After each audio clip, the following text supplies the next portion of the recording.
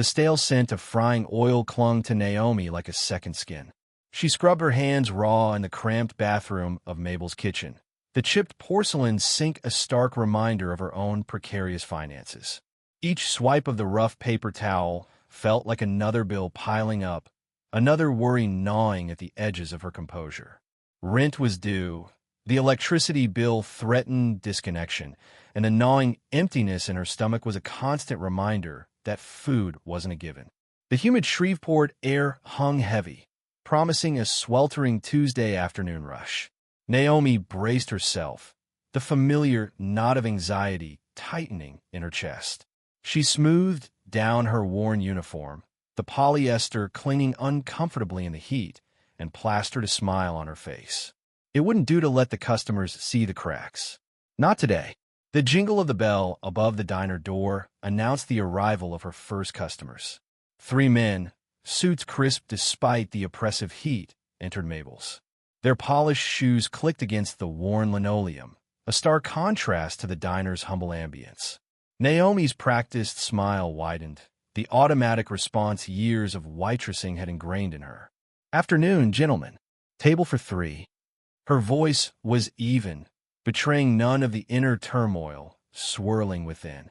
The oldest of the 3, his face etched with the lines of wealth and authority, nodded curtly. "Booth in the back," he said, his voice a low rumble that resonated with an unspoken command.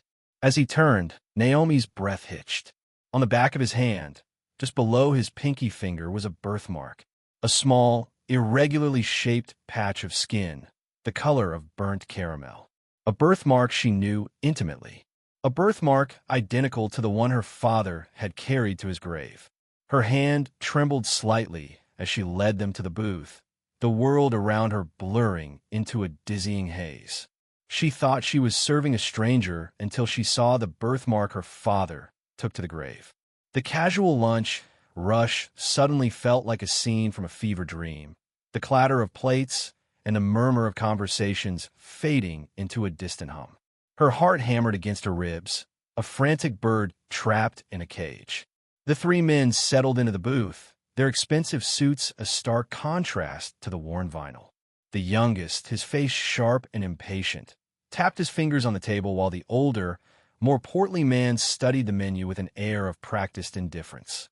The man with the birthmark, the one who held the key to a past she'd never known, sat silently, his gaze fixed on a point somewhere beyond the chipped Formica tabletop.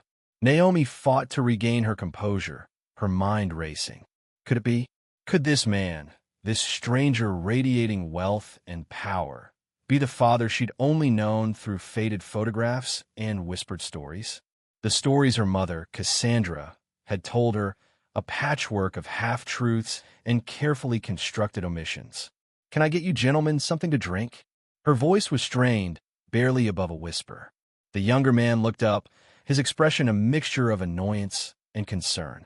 "Just water," he snapped, his eyes flicking towards the older man, a silent warning passing between them. The older, portly man cleared his throat. "3 iced teas, please," he said smoothly, his gaze lingering on Naomi for a fraction of a second too long. It felt calculating, assessing. Naomi nodded, her throat suddenly dry. As she turned towards the kitchen, she caught the older man's gaze again, a flicker of something unreadable in his eyes. Regret? Recognition? Fear? She couldn't decipher it, the emotions swirling within her own chest too turbulent to allow for clear observation. "Reggie!" she called out, her voice tight with suppressed emotion. Chef Reggie, a mountain of a man with a heart of gold, emerged from the kitchen, wiping his hands on his apron. "What's up, Naomi?" he asked, his brow furrowed with concern. 3 iced teas for table 6, she managed, her voice barely audible. Her hand instinctively went to her stomach, the familiar knot tightening. She couldn't explain it. Not yet. Not with the weight of 30 years of unanswered questions pressing down on her. Reggie's eyes narrowed, sensing her distress. "You all right, girl? You look like you've seen a ghost." She forced a weak smile. "Just a little overwhelmed. It's getting busy." It was a lie, a flimsy shield against the storm brewing within her. He grunted, his gaze lingering on her face. Don't push yourself too hard. You know I got it back. His words, simple and sincere, offered a momentary respite from the chaos in her mind. She nodded, grateful for his unwavering support. As she prepared the iced teas, her hands trembling slightly, her thoughts returned to the man in the booth. The birthmark, the undeniable resemblance to the faded photograph tucked away in her worn wallet. The questions clawed at her, demanding answers. Who was this man? Why had he abandoned her and her mother? Was it a choice, or something more complex, something hidden beneath layers of carefully constructed lies? The weight of the unspoken truth pressed down on her, suffocating her with its intensity. Returning to the table, she placed the iced teas before the man, her gaze lingering on the oldest man's hand. He noticed her stare, his eyes meeting hers, a flicker of recognition passing between them. The silence stretched, taut and heavy with unspoken words. The younger man shifted impatiently, his annoyance palpable. The older, portly man cleared his throat, breaking the spell. "Thank you," he said smoothly, his voice a practiced veneer over something deeper, something she couldn't quite grasp. Naomi nodded, unable to speak. The words caught in her throat, a tangled mess of questions and accusations. The older man lifted his glass, his fingers brushing against the birthmark. The casual gesture, so ordinary, sent a shiver down her spine. It was real. It wasn't a trick of the light, a figment of her overactive imagination.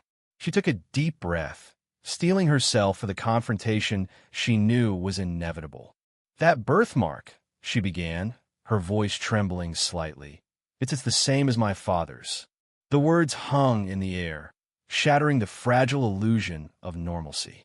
The younger man's eyes widened in alarm, while the older man's face paled, his carefully constructed composure cracking.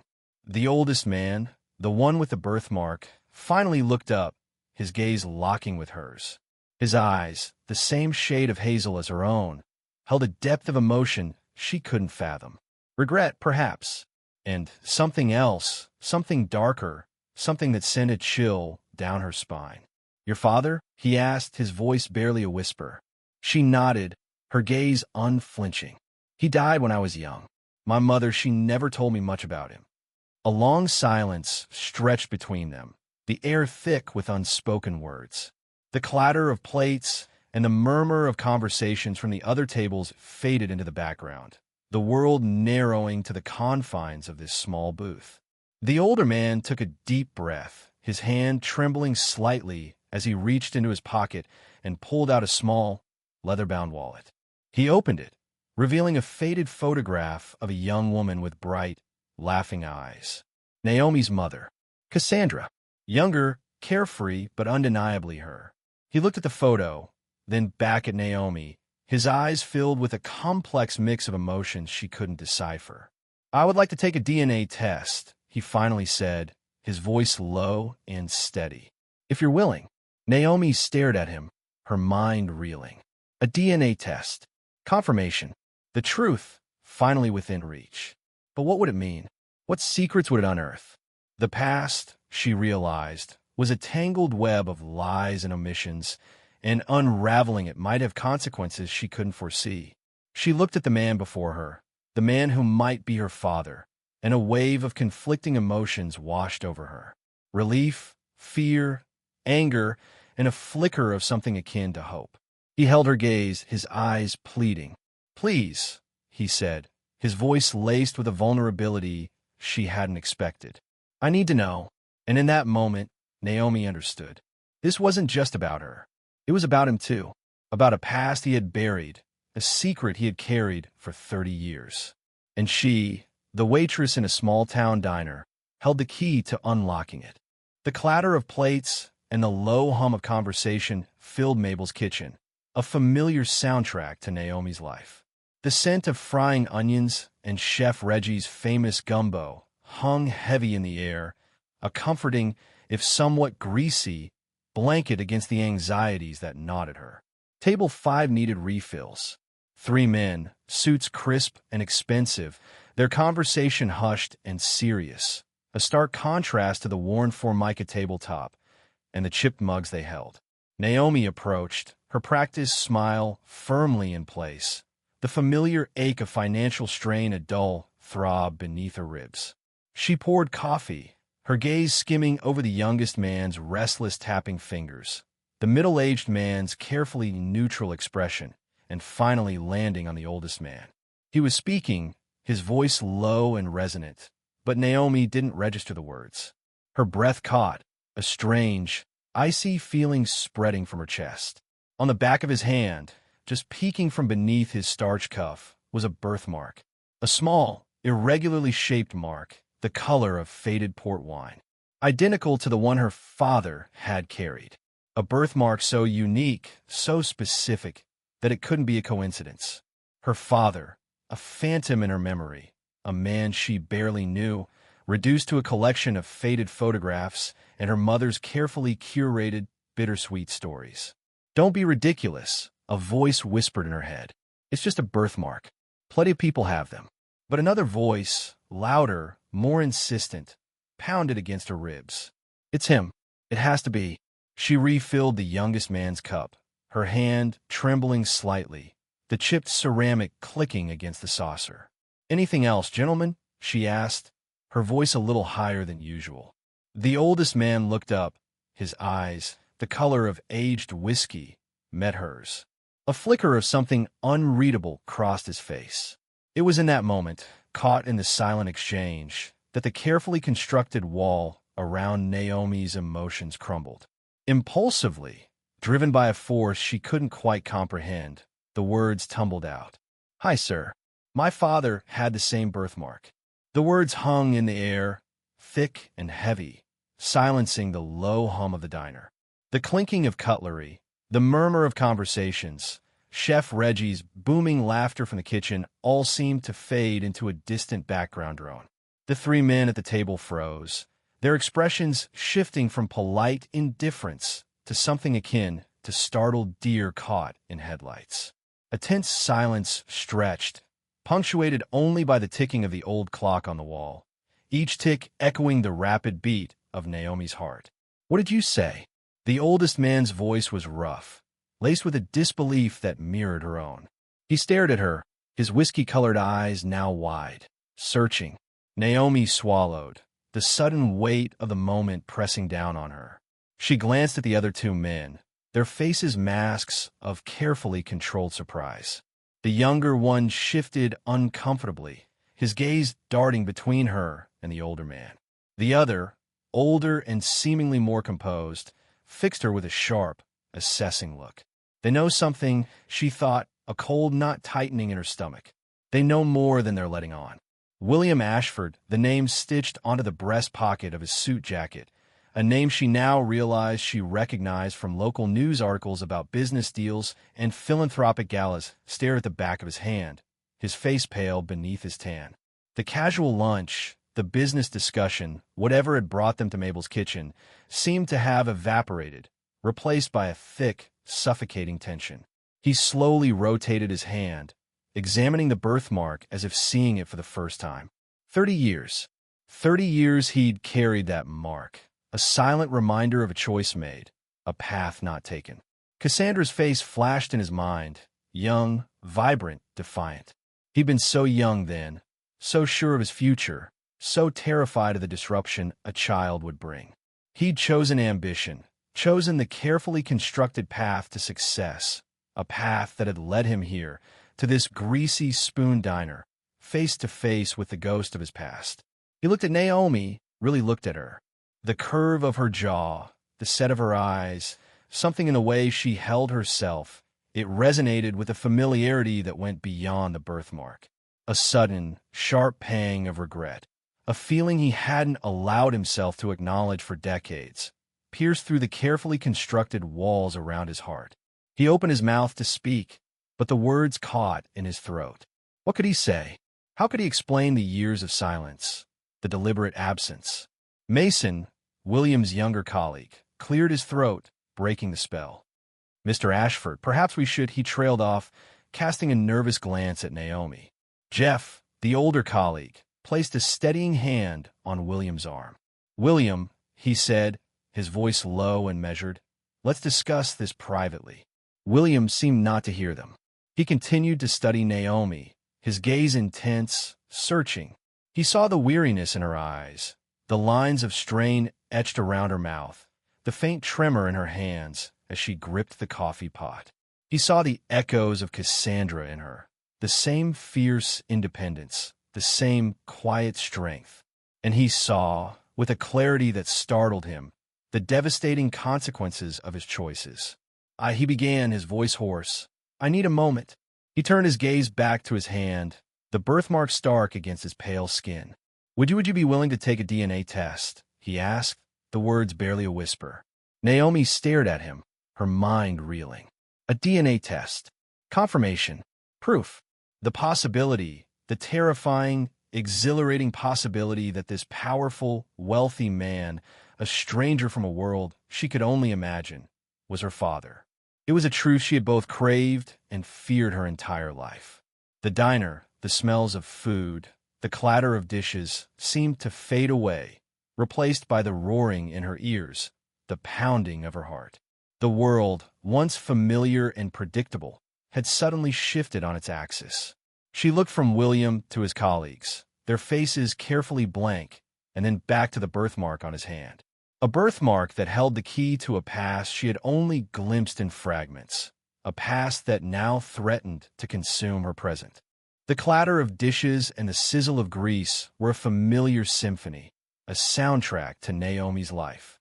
Normally, the sounds grounded her, a predictable rhythm in the unpredictable chaos of waiting tables.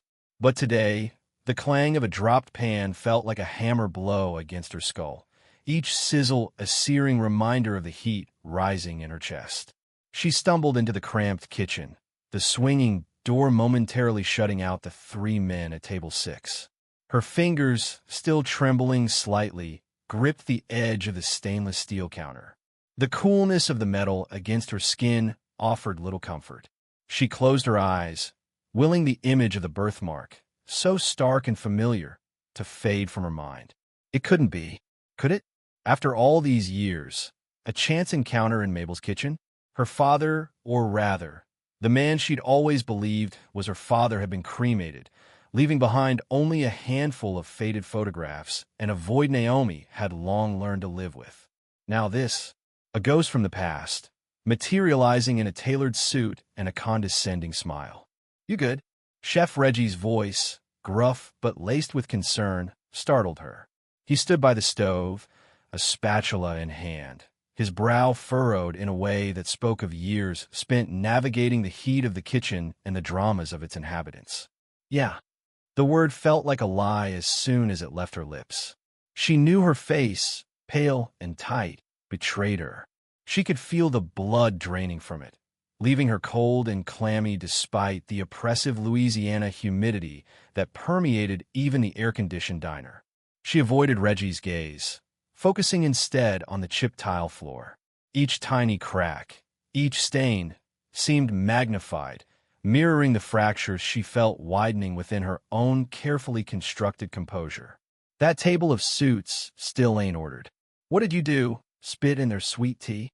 Reggie's attempt at humor fell flat.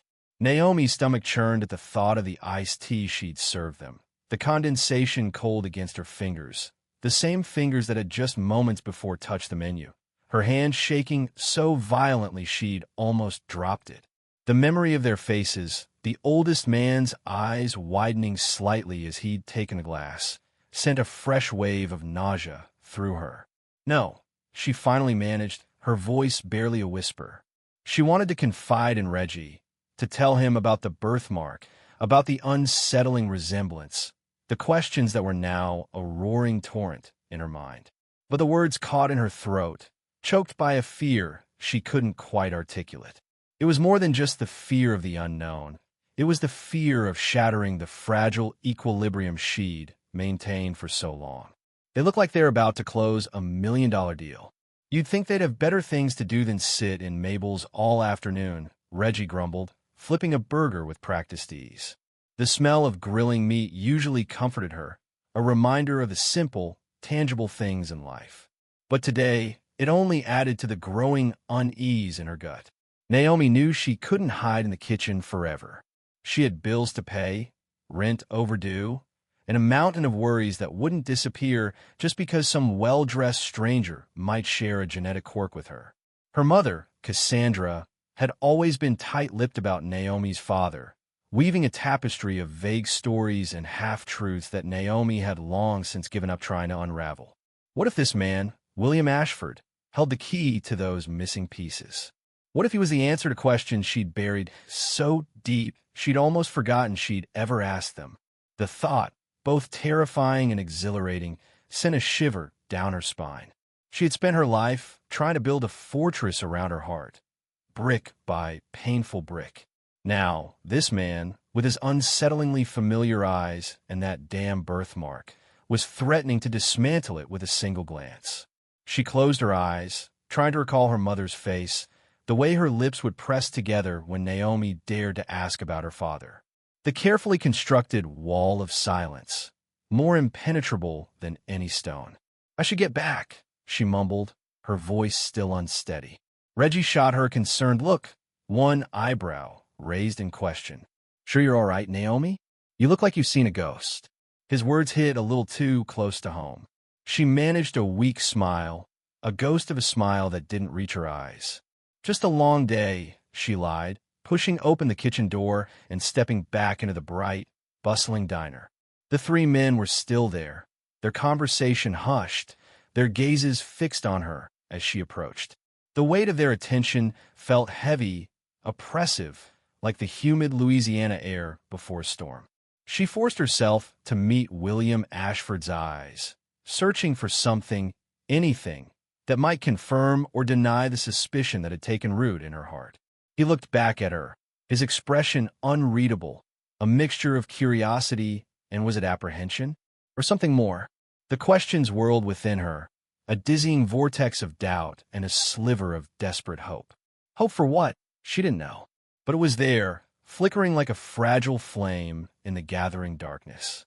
The clatter of plates and the sizzle of the grill formed a familiar soundtrack to Naomi's life.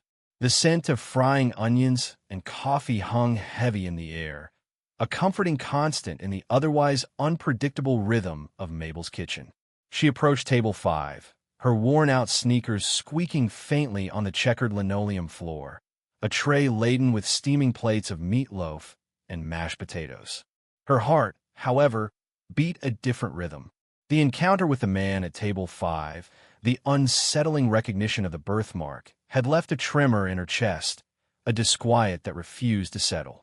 To serve the food, Naomi, she told herself, collect the money and forget it. But the thought felt hollow, a flimsy barrier against the rising tide of unease. As she set the plates down, her gaze instinctively flickered towards the oldest man, William Ashford. His face, etched with the lines of wealth and experience, held an unexpected gravity. The casual bonhomie he displayed earlier had vanished, replaced by a palpable tension. His two companions, younger, sharper, seemed to mirror his disquiet, their conversation stilled, their eyes fixed on her.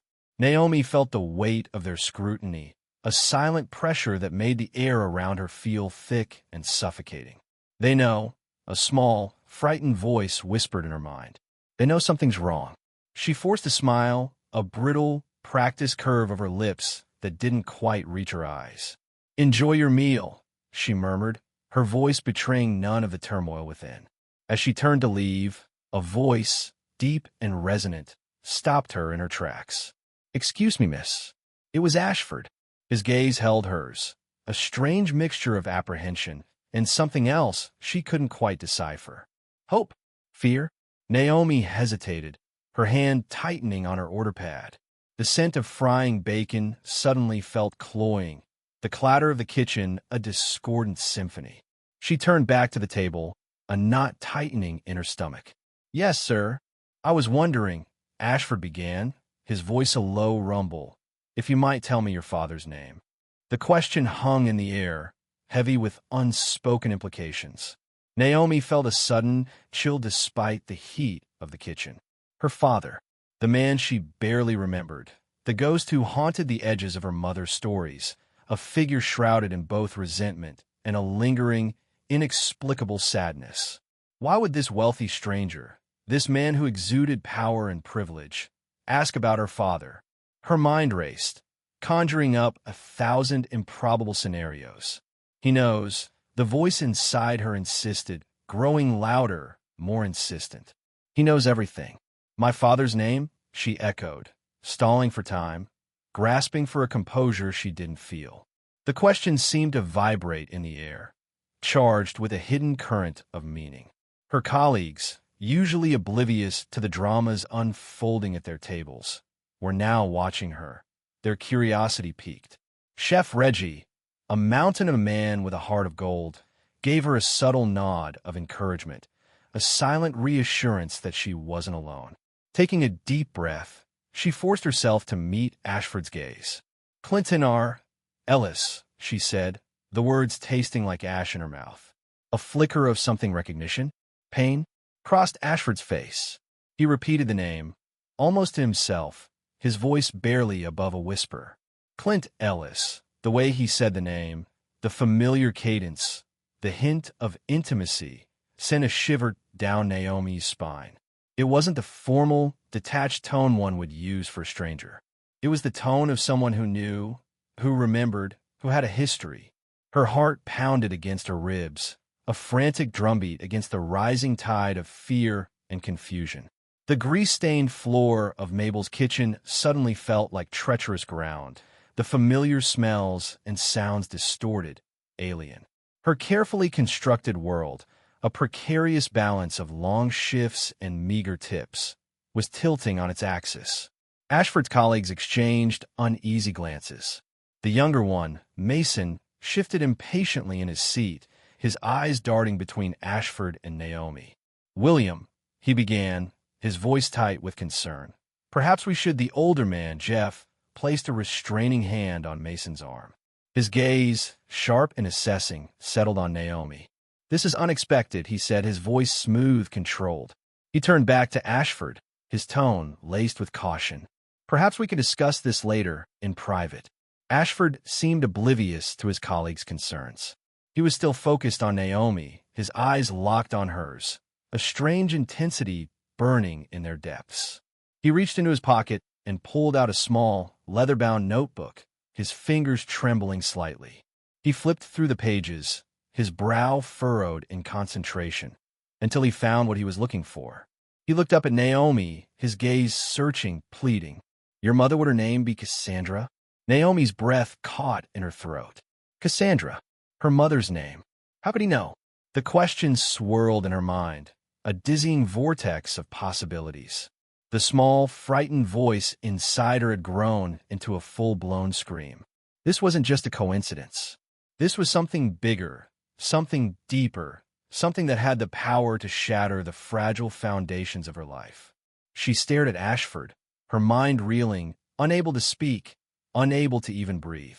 The air in Mabel's kitchen crackled with unspoken words, with the weight of a past that refused to stay buried. The clatter of the kitchen faded into the background, the smell of frying onions replaced by the metallic tang of fear. Naomi's carefully constructed walls, the barrier she had erected to protect herself from the world, were crumbling around her, leaving her exposed, vulnerable, and utterly terrified. Ashford, seemingly oblivious to her distress, spoke again, his voice low and hesitant. I need to explain. There are things you need to know. He paused, his gaze searching hers. I'm willing to take a DNA test, he offered, the words hanging in the air, heavy with unspoken meaning. I think I might be your father. The greasy air of Mabel's kitchen clung to Naomi like a second skin. Away from the clamor of the diner, the kitchen held a different kind of noise, the rhythmic clang of pots, the sizzle of grease on the griddle, Chef Reggie's low hum as he stirred a pot of gumbo. She leaned against the cool metal of the prep table, phone clutched in her hand, the unanswered text messages staring back like accusations. He had the same birthmark, Mom. On his left hand, just like Dad. She reread the words, each syllable a hammer blow against the fragile wall she'd built around her past. Who was he? Did Dad know him? Another message followed. He's here, at Mabel's. His name is William Ashford. Silence. The digital silence of unanswered messages was worse, somehow, than a ringing phone that went unanswered. It echoed the silence that had shrouded her childhood, the silence her mother had maintained about her father's life, his death, his everything. Naomi pressed her lips together, a familiar bitterness rising in her throat. She could almost smell the stale cigarette smoke that always seemed to linger around her mother, a phantom scent accompanying the phantom memories of a man she barely knew. The rhythmic chop-chop-chop of Reggie's knife against the cutting board was a counterpoint to the frantic beat of her own heart. Why won't she answer? The thought was a frantic bird trapped in the cage of her ribs. Her father. A ghost. A shadow. A collection of faded photographs and carefully curated stories, all designed to create an image, but never revealing the man himself. He'd been a drifter, her mother had said, a musician with a restless soul. He'd loved Naomi, of course, but the road had called to him. He'd promised to return, but then an accident. A vague, blurry story of a rainy night and a twisted wreck of metal. No details. No answers. Just a closed casket and a lifetime of unanswered questions. And now this. A man with the same unusual birthmark, a crescent moon etched onto the back of his left hand, just like the one in the single photograph she had of her father. A wealthy man, powerful. William Ashford. The name echoed in her mind, a discordant note in the mundane melody of her life. Everything all right, Naomi? Reggie's voice, deep and resonant, startled her. He stood beside her, his broad frame casting a comforting shadow. Fine, she mumbled, tucking the phone into her apron pocket. Just thinking. He raised an eyebrow, a knowing glint in his eye. Thinking hard enough to burn a hole through that counter. He gestured toward the pot of gumbo with his chin. Need to taste this. Tell me if it needs more spice. She forced a smile, grateful for the distraction. The familiar routine of the kitchen, a temporary anchor in the swirling chaos of her thoughts. She dipped a spoon into the gumbo, the rich aroma filling her senses, the heat a welcome contrast to the icy knot in her stomach. Perfect, she said, and she meant it. Reggie's gumbo was always perfect, a constant in a world of variables. But even the comforting ritual couldn't quell the unease that gnawed at her. The image of William Ashford's hand, the crescent moon birthmark, was burned into her memory. It was more than a coincidence. It had to be, but her mother's silence was deafening. What was she hiding? What was she afraid of? The afternoon dragged on, each tick of the clock a small torment. She served customers, refilled coffee cups, wiped down tables, all the while her mind racing, replaying the encounter with Ashford, dissecting every word, every gesture. The way his eyes had flickered when she mentioned her father. The almost imperceptible tightening of his jaw. The way he'd offered to take a DNA test. The words clipped and precise, yet laced with a tremor off what? Fear? Regret? Fear. The word echoed in her mind. It was the same fear she'd seen in her mother's eyes whenever she'd asked about her father. A fear so deep, so ingrained, that it had become a part of her. And now, she saw it reflected in the eyes of William Ashford. A shared fear, a shared secret. The diner began to empty as the afternoon wore on, the lunchtime rush receding like a tide. Naomi found herself staring out the window, watching the cars pass by, each one a fleeting symbol of the life she could have had, the life that had been stolen from her by secrets and lies. Who was her father? What had he done? And why was her mother so determined to keep it buried? She pulled out her phone again, the screen still displaying the unanswered messages. Her thumb hovered over the keyboard. Why aren't you answering? She typed, then deleted the words. Anger warred with fear, with a desperate need for answers. Finally, she typed a single, star question. What did he do? The message sent, a tiny digital missile launched into the void. She waited, the silence of the kitchen amplifying the pounding of her heart. Minutes stretched into an eternity. The scent of frying onions and simmering spices, usually a comfort, now felt suffocating. The clatter of dishes, the hum of the refrigerator, all grated on her nerves. She felt trapped, caught in a web of unanswered questions, a prisoner of her own past. The silence from her mother was a heavy weight, pressing down on her, suffocating her. It was more than just unanswered messages. It was a lifetime of unspoken truths, of carefully constructed facades, threatening to crumble around her. The black SUV's interior was a sanctuary of hushed leather and tinted windows, a stark contrast to the bustling diner they just left. Shreveport's humid air, thick with the scent of frying food and exhaust fumes, was kept at bay by the vehicle's climate control, replaced by the sterile aroma of new car and William's expensive cologne. He sat in the back, the plush seat doing little to cushion the weight that had settled upon him. His hand, the one Naomi Ellis had scrutinized with an unsettling intensity, rested on his knee, the birthmark a dark, irregular stain against his pale skin. 30 years. 30 years he had carried that mark, a silent reminder, and now, here it was, staring back at him from the face of a waitress in a backwater diner. "You have to be careful, Bill," Mason said, his voice tight with a mixture of concern and impatience. He fidgeted with his phone, the incessant tapping a counterpoint to the low hum of the engine.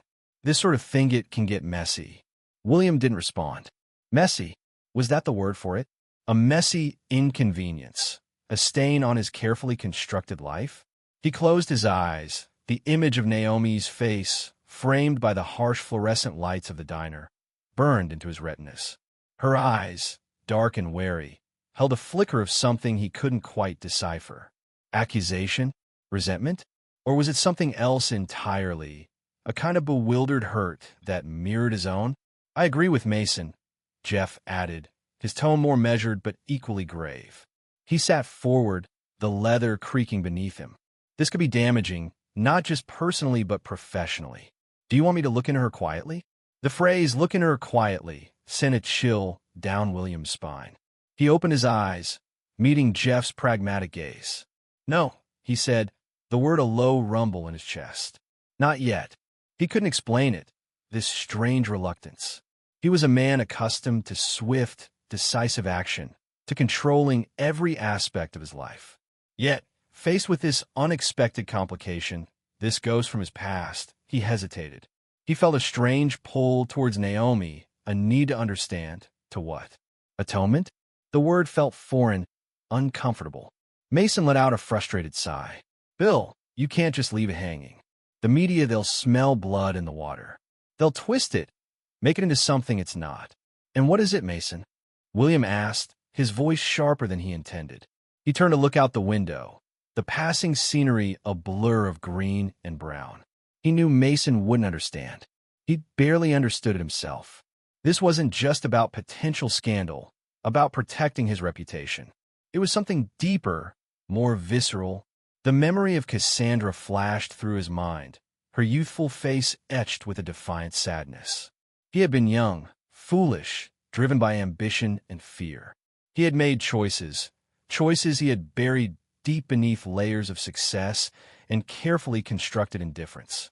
Now, those choices were surfacing, embodied in the waitress with her mother's eyes.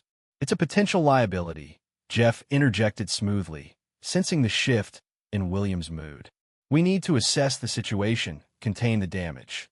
"Damage control," William muttered, the words tasting like ash in his mouth. He thought of the DNA test he had offered Naomi.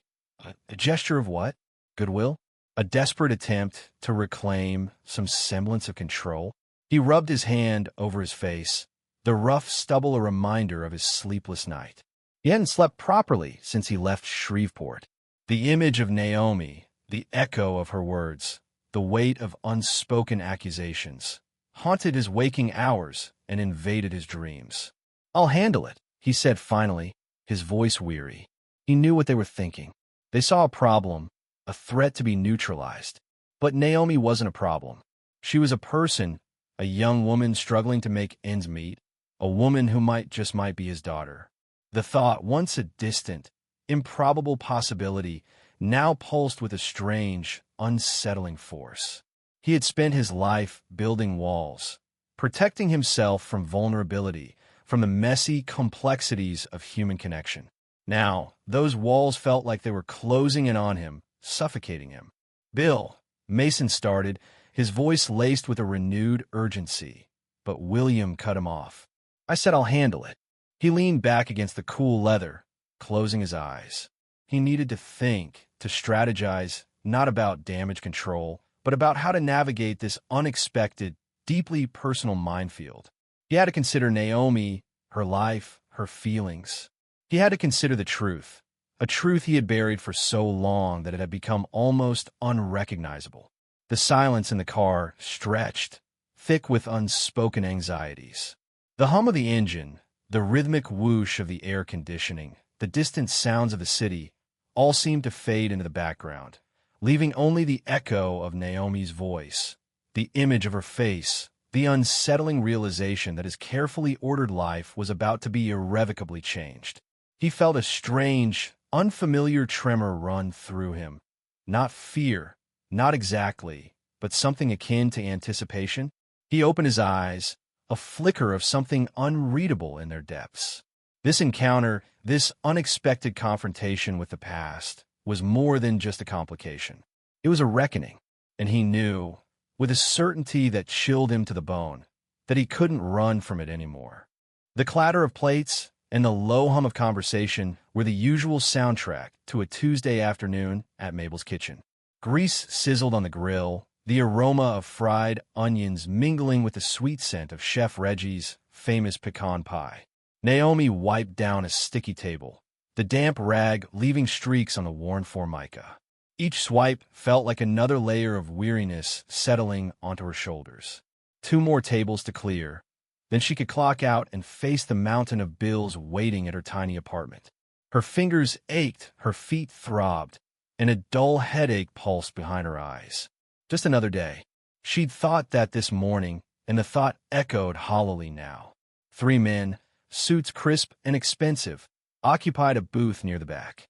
They'd arrived an hour earlier, their polished shoes a stark contrast to the checkered linoleum floor.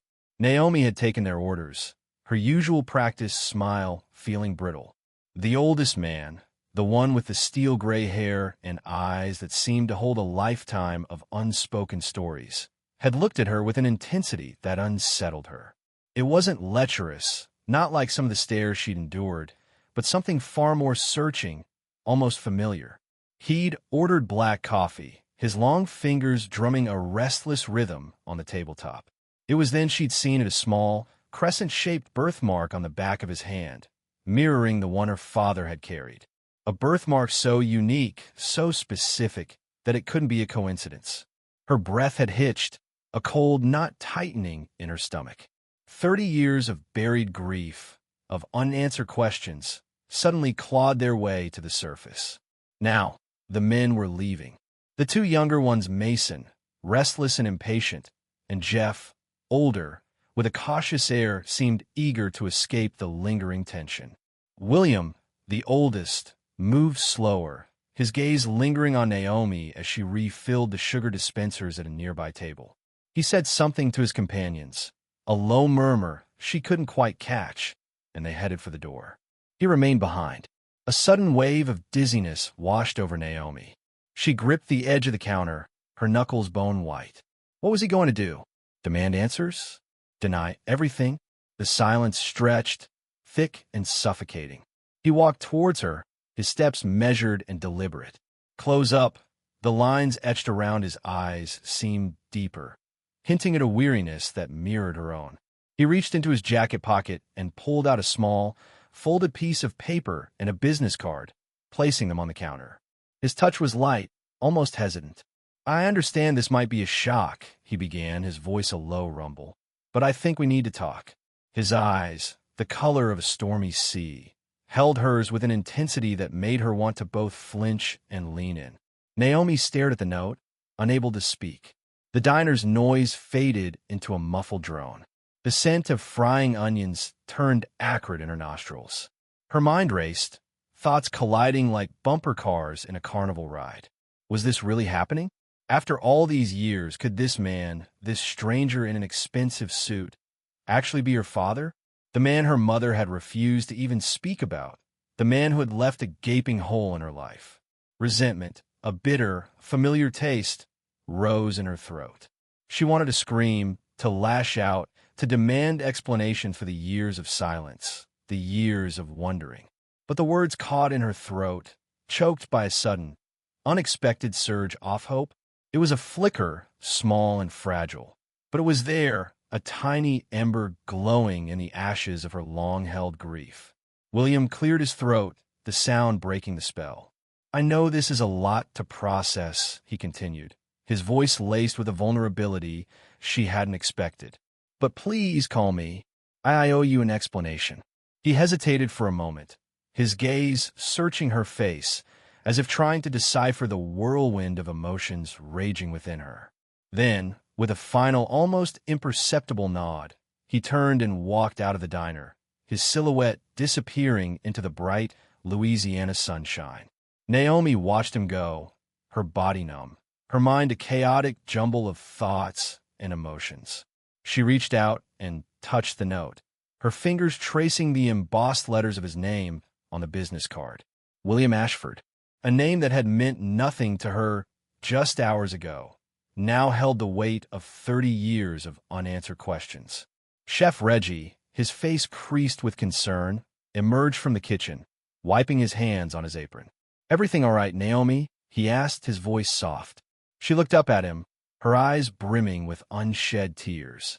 I don't know," she whispered, her voice barely audible. The diner, with its familiar smells and sounds, suddenly felt alien, a stage set for a drama she never expected to play a part in. She picked up the note and the business card, clutching them like a lifeline. The paper felt crisp and cool against her trembling fingers. A single sentence was written in elegant script. "I believe I knew your father." Beneath it, a phone number. The knot in her stomach tightened. This was it. A chance to finally confront the ghosts of her past, to unravel the secrets that had shaped her life. But what if the truth was more painful than the silence? What if uncovering the past only brought more heartache? Fear, cold and sharp, pierced through the fragile hope. She closed her eyes, drawing a shaky breath. She had a choice to make, a choice that could change everything. The peeling paint on her windowsill seemed to mock Naomi, a testament to the slow decay of her life. Shreveport's humid Tuesday night pressed against the glass, blurring the neon glow of the liquor store across the street. She sat on the edge of her bed, the springs groaning beneath her, a crumpled napkin clutched in her hand. It was the same napkin she'd used at Mabel's, the cheap paper now soft from being unconsciously twisted and smoothed. On it, a phone number and a single elegantly penned sentence. "Ms. Ellis, I believe we have much to discuss." W.A. Her breath hitched, a small, involuntary gasp. W.A. William Ashford. The name, so casually inscribed, felt heavy, like a lead weight settling in her stomach. It had barely been 24 hours since their encounter at the diner. 24 hours since her life had taken this sharp, unsettling turn. Could she even call it turn? More like a violent yank, pulling her from the familiar, predictable misery of her existence into something unknown. Naomi unfolded the napkin again, tracing the loops of the letters with her fingertip. Her hand trembled almost imperceptibly. This small piece of paper, this simple request for a conversation, held the potential to shatter the fragile equilibrium she'd carefully constructed over the years. An equilibrium built on a foundation of half-truths and deliberate ignorance. She closed her eyes, the image of William Ashford's hand flashing behind her eyelids, the distinctive birthmark, a mirror image of the one that had adorned her father's hand. A birthmark her mother had always dismissed as a strange coincidence, a cruel trick of fate. Coincidence? Now, Naomi wasn't so sure. The man's eyes, the subtle shift in his composure when she confronted him, it all screamed of something more, something deliberately concealed. The fan whirred overhead, its rhythmic drone doing little to dispel the oppressive heat that clung to her small room. She stood up, pacing the worn wooden floorboards.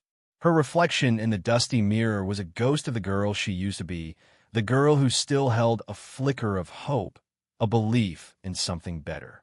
That girl had long been buried beneath layers of disappointment, beneath the weight of responsibility, beneath the constant struggle to keep her head above water.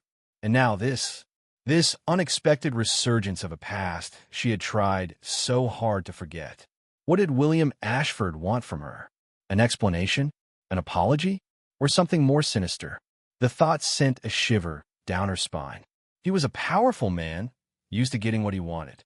What if he wanted to silence her, to bury this inconvenient truth before it could surface and disrupt his carefully curated life? She stopped pacing, her hand resting on the chipped formica surface of her tiny kitchen table. The scent of stale coffee hung in the air, a constant reminder of her meager existence. Mabel's kitchen, with its greasy spoons and chipped mugs, was her reality. William Ashford's world, a world of private jets and hushed boardrooms, was a universe away. Why would he even bother with her? A waitress in a rundown diner in Shreveport, Louisiana. The disparity was stark, almost comical. Yet there was that birthmark, a biological brand that linked them, undeniable and inescapable. The phone rang, startling her. She stared at it, the shrill ringing echoing in the silence of her room. It was an unknown number. Her heart pounded against her ribs, a frantic drumbeat against the cage of her chest. Could it be him? She hesitated, her hand hovering over the receiver. Every fiber of her being screamed at her to ignore it, to retreat back into the familiar discomfort of her solitary life. But another voice, a small, persistent whisper, urged her to answer. A voice that craved answers, a voice that yearned to understand the secrets that had shaped her life. She took a deep breath, the air thick and heavy in her lungs, and picked up the phone. Hello. Her voice was barely a whisper, raspy with unshed tears and unspoken questions. A moment of silence, then a familiar, deep voice, laced with a cautious politeness. Ms. Ellis? It's William Ashford. The confirmation sent a wave of dizziness washing over her. It was him, the man who might be her father, the man who held the key to her past, the man who could potentially shatter her present. Yes, she managed, her voice catching in her throat. I trust you received my note. I did. Her response was clipped, her emotions a tangled knot in her stomach. Fear warred with curiosity. Resentment wrestled with a desperate longing for connection. She wanted to hang up, to run, to disappear. But she also knew, with a chilling certainty, that she couldn't. This moment, this conversation was inevitable. It was a confrontation she had been subconsciously preparing for her entire life. I understand this, Ison expected. William Ashford's voice was soft, almost hesitant. But I believe it's important that we speak. In person. Naomi closed her eyes, her grip tightening on the receiver. The silence stretched between them, thick with unspoken words and the weight of 30 years of unanswered questions. When? She asked, her voice barely audible. Tomorrow evening. Would 7 o'clock be convenient?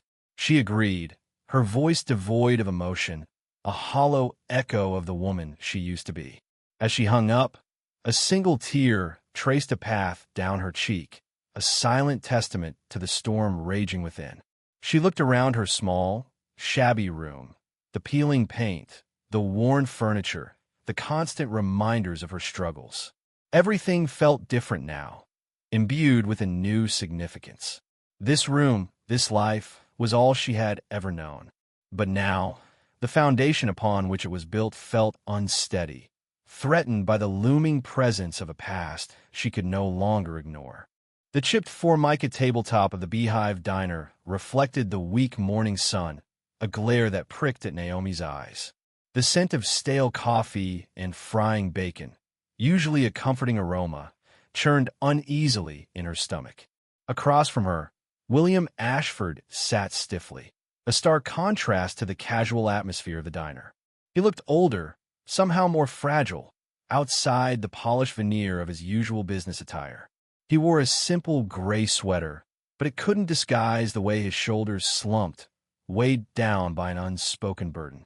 Naomi stirred her lukewarm coffee, the clinking of the spoon against the thick ceramic mug a small, brittle sound in the strained silence. She had agreed to this meeting, this bizarre breakfast with a man who might, just might, be her father. The very thought sent a ripple of cold unease through her. 30 years.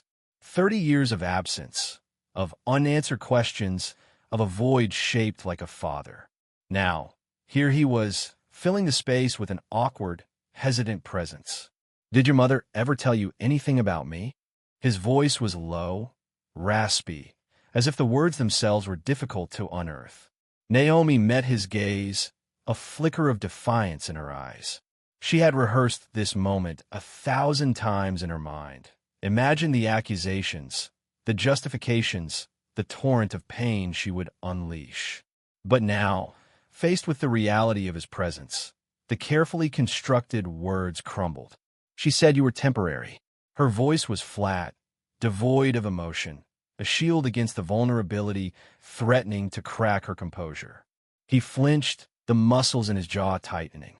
Naomi watched him, her heart a tight knot in her chest. Was it remorse she saw in the flicker of his eyes, or simply discomfort? She couldn't decipher the complex emotions swirling within him, and the uncertainty gnawed at her. Her mother, Cassandra, had always been a closed book when it came to William Ashford. A fleeting encounter, a youthful mistake, a story carefully curated to omit the details, the pain, the truth. Naomi had grown up with fragments, whispers, and the lingering scent of a question never answered. Temporary. He repeated the word, the sound hollow in the bustling diner. He looked away, his gaze drifting towards the window, as if seeking escape in the mundane street scene outside. A beat of silence stretched between them, thick with unspoken words, with years of regret and unanswered questions. Naomi picked at a loose thread on her worn cardigan, the repetitive motion a nervous habit she'd developed over the years. She felt a strange detachment from the scene, as if watching it unfold from a distance. Was this really happening? Was this man, this stranger with the familiar birthmark, really the missing piece of her life? "Did you know about me?" The question escaped her lips before she could stop it, raw and vulnerable. It hung in the air between them, a fragile thread connecting their fractured pasts. He turned back, his eyes locking with hers. The intensity of his gaze held a mixture of pain and something else, something that resembled fear. "No, I didn't. I swear." The words were rushed, almost desperate. He reached across the table, his hand hovering hesitantly above hers. Naomi instinctively recoiled, pulling her hand back as if burned. The contact, even the near contact, felt like a violation, a breach of the carefully constructed walls she had built around her heart. William's hand froze in midair, then slowly retreated. The rejection, though unspoken, hung heavy in the air. He cleared his throat, the sound rough and uneven. "Cassandra, she never told me. If I had known," he trailed off, the unspoken words echoing the lifetime of what-ifs and might-have-beens. Naomi watched him, her mind racing. Could she believe him? Her mother's silence, her carefully constructed narrative, had always hinted at a different story. A story of abandonment, of a man who chose to walk away. But looking at William now, seeing the lines etched into his face, the vulnerability in his eyes, a sliver of doubt crept into her carefully constructed certainty. Perhaps the truth was more complicated than she had always believed. Perhaps her mother's silence had been a shield, not just for Naomi, but for herself. Perhaps there were secrets buried deeper than she could have ever imagined. The clatter of plates and the murmur of conversations faded into the background as Naomi wrestled with the conflicting emotions swirling within her. Anger, resentment, confusion, and a flicker of something akin to hope.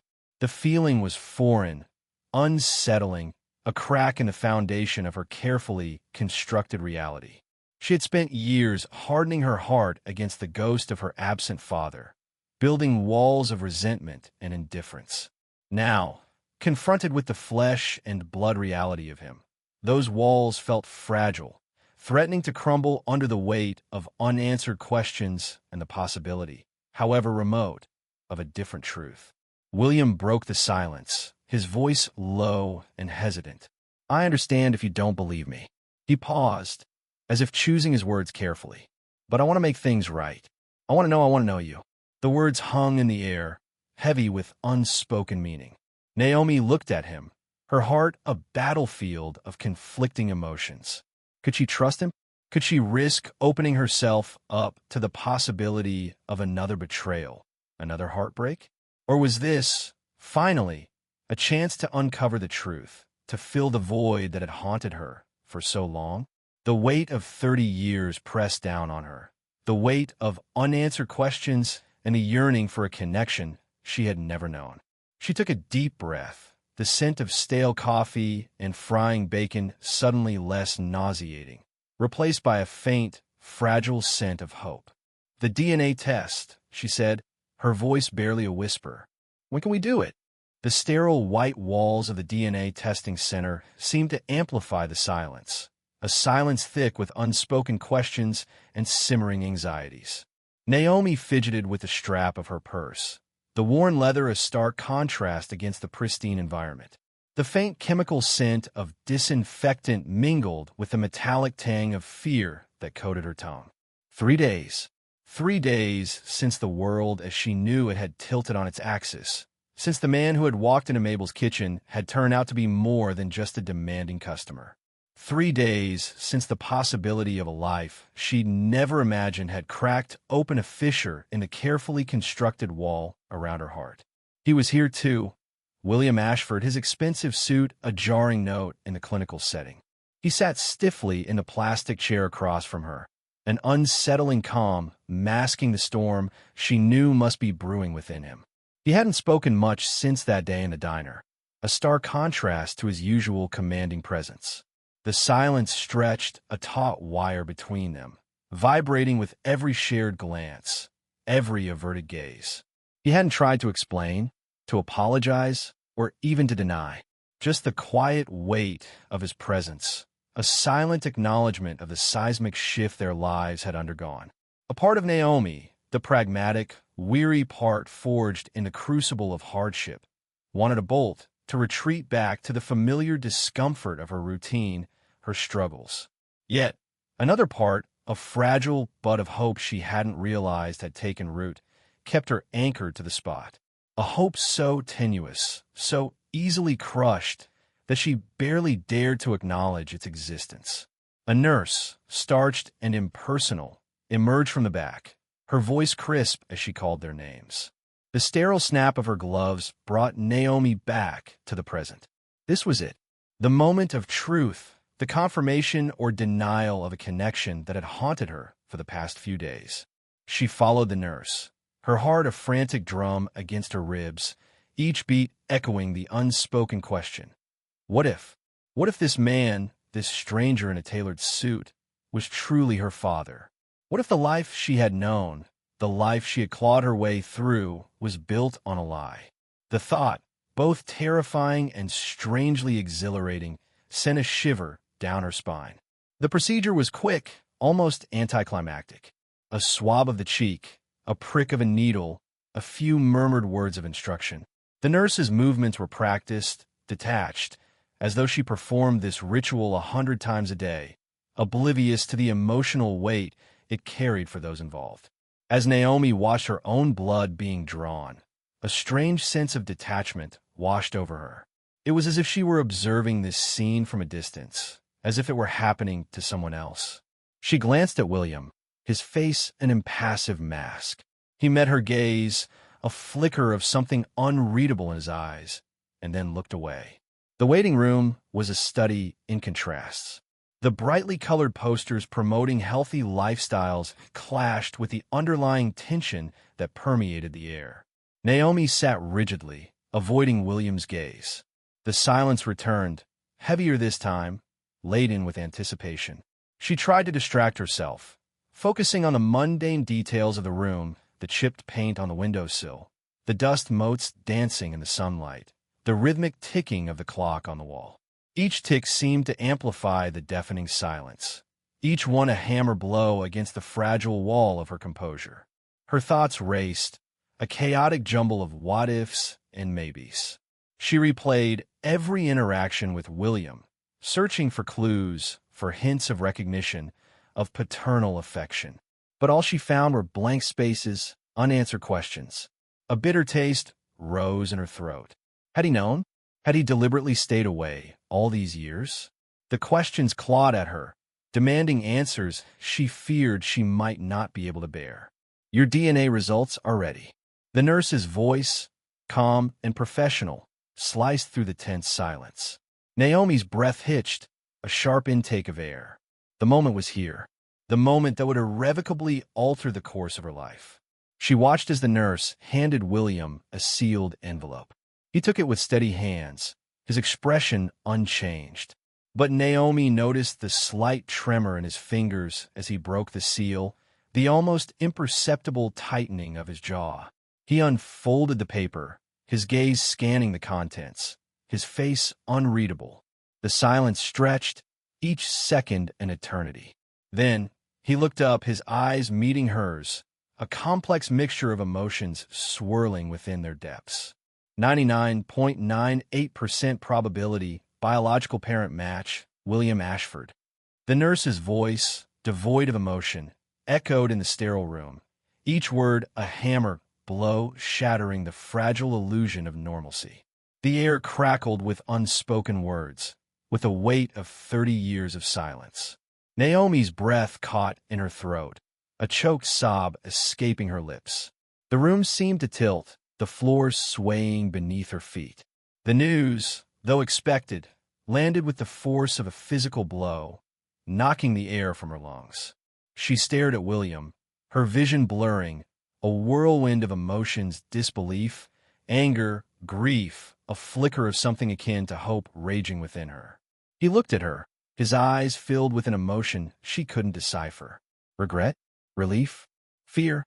The silence stretched, a chasm opening between them, filled with the unspoken words, the unanswered questions, the weight of a shared history they were only beginning to understand.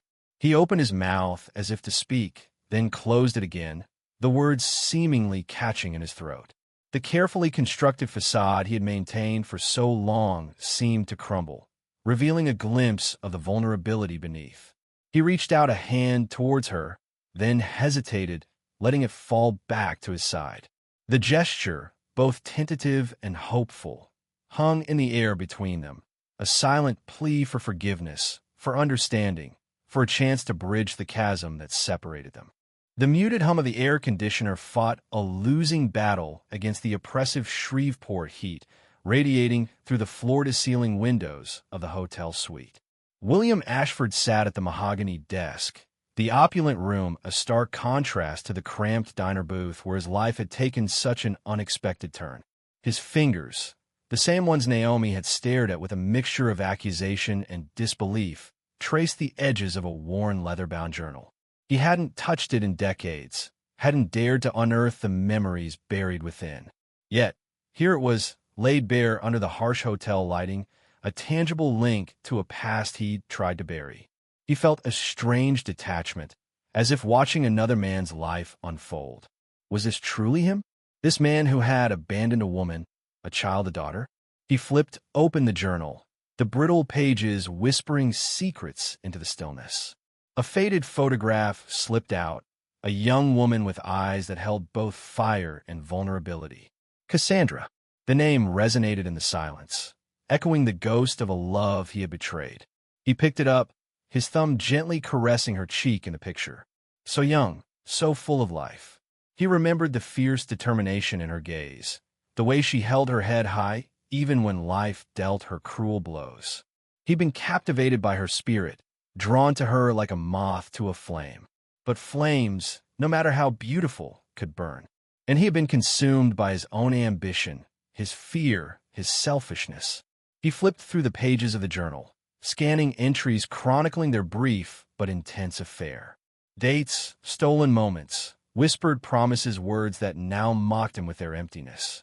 He had sworn he'd take care of her, protect her. Empty oaths. He closed his eyes, the weight of his deceit pressing down on him. He had convinced himself that leaving was the best thing for both of them, that his family's influence, their expectations, would crush her, suffocate her spirit. He had dressed his cowardice in the guise of protection. A bitter laugh escaped his lips. He had protected nothing, only destroyed.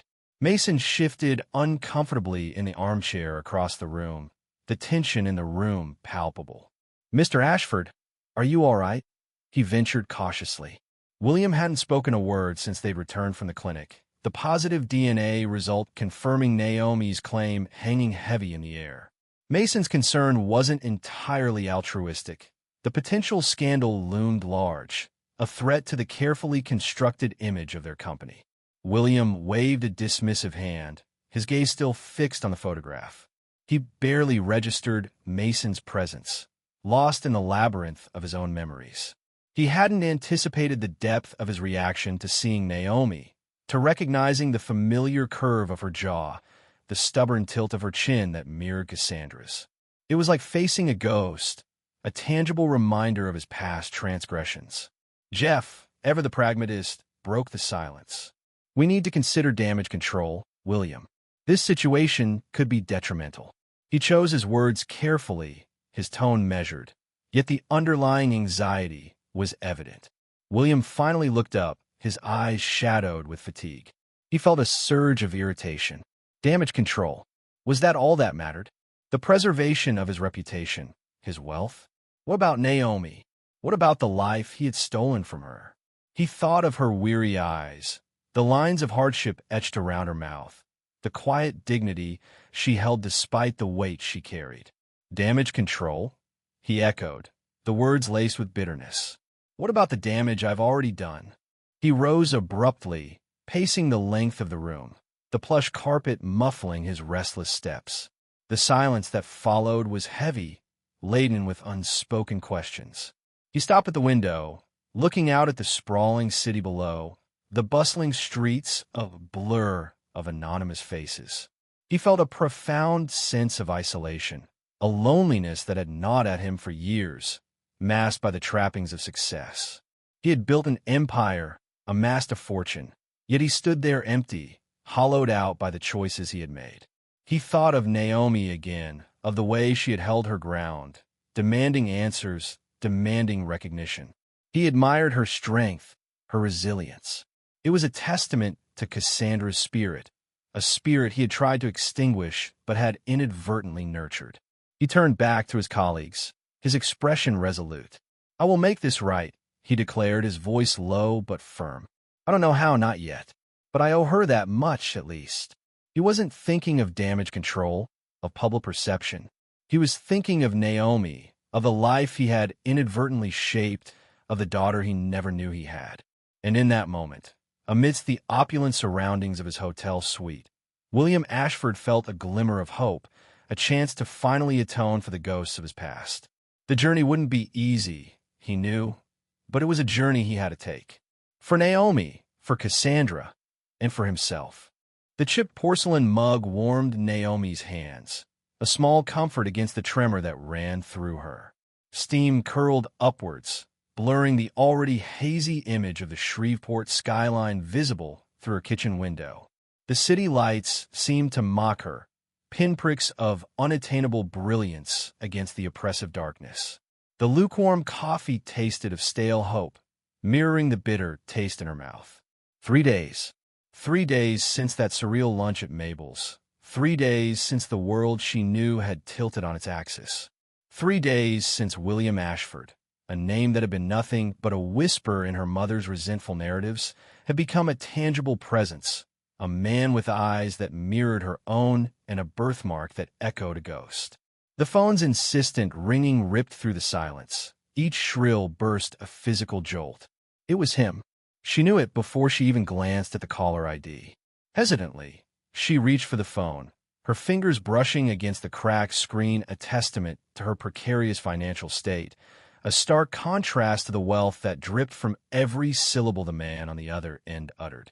"Naomi." His voice, a deep baritone laced with a nervous tremor, filled the small kitchen. It was a voice that commanded boardrooms, yet now held a strange vulnerability. It was the vulnerability, she realized, that unsettled her the most.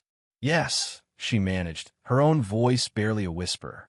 The word felt inadequate, too small to contain the torrent of emotions swirling within her. Anger, confusion, a flicker of something akin to hope, a dangerous, forbidden hope. She gripped the mug tighter, the heat searing her palm, a welcome distraction from the turmoil inside. The results are back. He paused, the silence stretching, heavy with unspoken implications. Naomi held her breath, her heart pounding against her ribs like a trapped bird. The chipped mug rattled against the Formica countertop. The world outside the window seemed to fade, the city lights blurring into an indistinct glow. Everything narrowed down to this moment, this silence, this impending revelation. And she finally choked out, the word a ragged whisper. Another pause, then positive. The single word hung in the air, thick with meaning, heavy with the weight of 30 years of silence. Naomi closed her eyes, the image of her father's hand, the distinctive birthmark etched into her memory, flashing before her. The same hand that had never held hers, the same hand that belonged to the man who had abandoned her before she even took her first breath. "I understand if you need time." William's voice, hesitant, almost pleading, broke through her thoughts. She could almost picture him, his brow furrowed, his hands clasped, the same hands that held her genetic legacy, the same hands that had signed checks, built empires, but had never penned a single line to his daughter. "Time," she repeated, the word hollow, devoid of meaning. What good was time? Could time erase the years of absence, the sting of abandonment, the questions that clawed at her soul? To process, he added, his voice softer now. This changes everything. Does it? She thought, a bitter edge creeping into her internal monologue. For him, perhaps. For the man who had lived a life of privilege, untouched by the struggles she had endured. But for her, what did it change? It didn't erase the years of scrimping and saving, the constant worry about making rent, the ache of longing for a father she never knew. "I'd like to meet with you," he continued, his voice laced with a tentative hope. "Explain everything. Explain everything." The words echoed in her mind, hollow and insufficient. Could any explanation justify a lifetime of silence? "Where?" she asked, her voice flat, betraying none of the emotional storm raging within. He suggested a quiet cafe on the outskirts of town, a place she'd never been, a place far removed from the greasy spoon where their paths had first collided. It felt deliberate, a calculated move to distance himself from the world she inhabited, the world he had abandoned her to. "Tomorrow. Noon?" he asked. "Fine," she replied, then hung up before he could say anything more. The dial tone buzzed in her ear, a hollow echo of the emptiness that threatened to consume her. The mug slipped from her numb fingers, clattering against the countertop, the lukewarm coffee spilling across the Formica, a dark stain spreading like a shadow. She stared at it, unseeing, her mind a whirl of conflicting emotions. 30 years. 30 years of questions, of resentment, of a gnawing emptiness. And now, in a single phone call, everything had changed. Yet, nothing had changed at all. The poverty remained, the struggles remained, the scars of abandonment remained. But now, there was a face, a name, a tangible presence attached to the ghost that had haunted her life. A man who claimed to be her father, a man who wanted to explain, a man who, perhaps, held the key to unlocking the secrets of her past, the secrets her mother had so fiercely guarded. She closed her eyes, drawing a deep, shaky breath. Tomorrow. Tomorrow she would face him, the man who was both a stranger and a part of her, and demand answers to the questions that had haunted her for a lifetime. The wrought iron bench was cold beneath Naomi's jeans, a stark contrast to the humid Louisiana air clinging to her skin. The river, a sluggish, muddy serpent, wound its way through Shreveport, reflecting the overcast sky. The park was almost deserted this early, just a lone jogger pounding the pavement and a couple strolling hand in hand, their laughter echoing faintly. Naomi shivered, not entirely from the damp chill. She kept replaying last night's scene in her mind, the shock of recognition, the bewilderment in William Ashford's eyes, the sudden upheaval of her carefully constructed reality. He had suggested they meet this morning. What could he possibly say? Would it be an apology? An explanation? Or something worse, a denial? He arrived precisely at the appointed time, a dark figure emerging from a sleek black car that looked as out of place in a modest park as a diamond in a pawn shop. He was dressed more casually today, in a simple linen shirt and slacks, but the air of wealth and power still clung to him like expensive cologne. He approached her hesitantly, his gaze searching her face. "Naomi," he began, his voice low and laced with a tremor she hadn't heard last night. He sat beside her, leaving a respectful space between them. Yet the air felt thick with unspoken words, heavy with the weight of 30 years. Naomi's throat was tight. She'd rehearsed this moment countless times in the echoing chambers of her mind. Imagine the question she would demand, the accusation she would hurl. But now, faced with the man who might be her father, all the carefully constructed words crumbled into dust. "Why?" she managed, the single syllable rough and raw. He sighed, the sound laden with weariness. "Why'd you leave her?" she clarified, her voice trembling with the effort of holding back the torrent of emotions threatening to spill over. He looked out at the river, the gray water mirroring the turmoil she saw reflected in his eyes.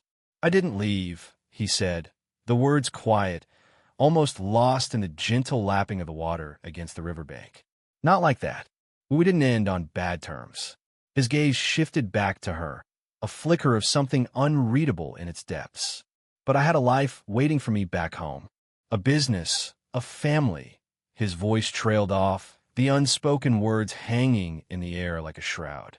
Naomi felt a cold knot tighten in her stomach. A business, a family, all the things she'd never had. All the things her mother had sacrificed for a love that had apparently been far less permanent than she'd believed. "And we weren't enough to make you stay?" A muscle twitched in his jaw. He closed his eyes briefly, as if bracing himself against a blow.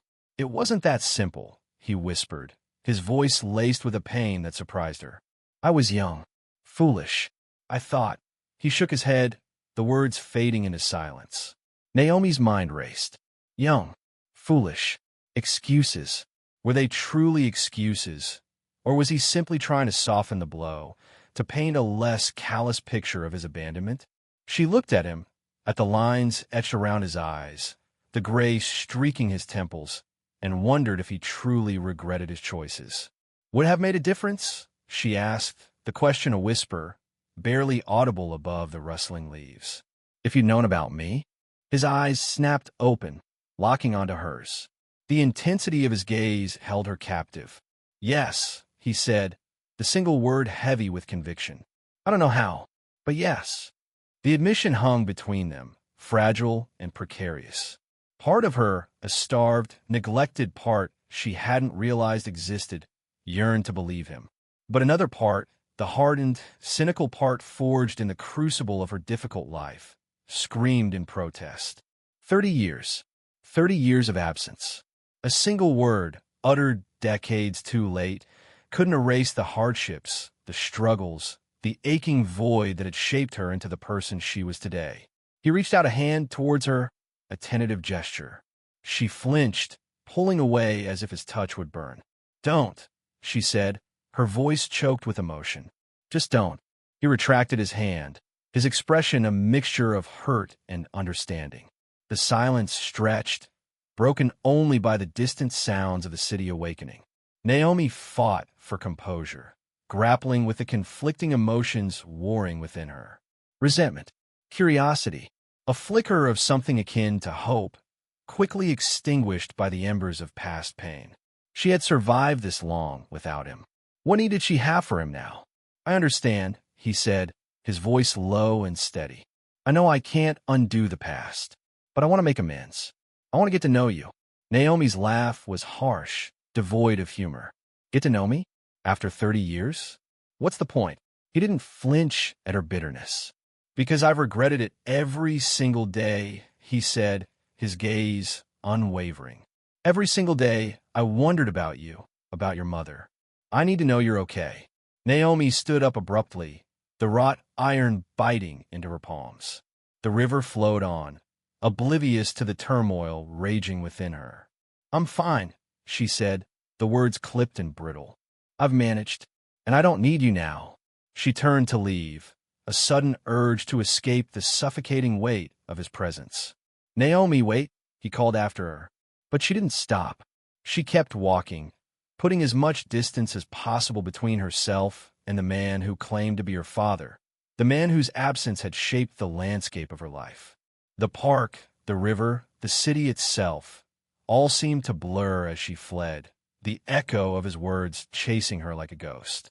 The plush carpet swallowed the sound of her heels. Each step towards his imposing mahogany desk felt like traversing a minefield.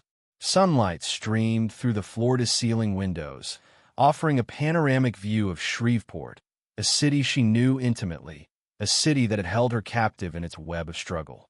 This office, this man, represented everything she had never had, a life of privilege she could only glimpse from the cracked window of Mabel's kitchen. Her fingers tightened around the crisp envelope, the uncashed check a tangible symbol of her resentment. He sat behind the vast expanse of polished wood, a king on his throne, his expression unreadable. He was older than she had initially thought, the lines etched around his eyes deeper, the weight of his years, or perhaps his secrets, more pronounced. He gestured to the chair opposite him, the leather soft and yielding, a stark contrast to the hard plastic stools at the diner. She remained standing. "I came to return this," she said, her voice surprisingly steady, though a tremor ran through her. The envelope landed on the desk, a small white rectangle disrupting the perfect order. He picked it up, his fingers lingering on the sealed flap. He didn't open it. He didn't need to. He knew what it contained. The silence stretched, thick and suffocating, filled only with the hum of the air conditioning and the distant drone of traffic. He looked up, his gaze intense, searching. "Naomi," he began, his voice a low rumble, a sound that resonated with an unfamiliar familiarity. "I was hoping don't," she interrupted, the word sharp, edged with a bitterness that surprised even her. Where was this coming from? This anger, this raw exposed nerve? She hadn't expected to feel this way. She hadn't expected to feel anything at all. "You don't get to throw money at me." The words hung in the air, heavy and accusatory. He flinched, a subtle tightening of the muscles around his jaw. She watched him, her heart a frantic drum against her ribs. Part of her, a small, frightened part, wanted to run, to escape the suffocating intensity of his presence. But another part, a part she hadn't known existed, held her rooted to the spot, demanding to be heard. "You think I came looking for you?" Her voice cracked, a fissure in the carefully constructed wall of indifference. He didn't answer, his silence a confirmation. "I didn't," she continued, the words tumbling out, fueled by years of unspoken resentment, of a childhood spent on the fringes, always looking in. "You walked in my restaurant. You brought your past in with you." She remembered her mother's face, etched with a weariness that went beyond the long hours at the factory. She remembered the whispered phone calls, the hushed anxieties, the constant fear of being found. She remembered the birthdays spent alone, the Christmases marked by absence. And now, here he was, this man who had shaped her life without even knowing she existed, offering her money as if it could erase 30 years of nothing. He leaned back in his chair, the movement deliberate, controlled. The sunlight glinted off his silver cufflinks, a stark reminder of the gulf between them. He opened his mouth to speak, then closed it again, as if searching for the right words, the words that could bridge the chasm that separated them. His eyes, the same shade of gray as the stormy Louisiana sky, held a flicker of something she couldn't decipher. Regret? Pain? Or was it just the calculated remorse of a man caught in a compromising situation? "I understand this is difficult," he finally said, his voice carefully neutral.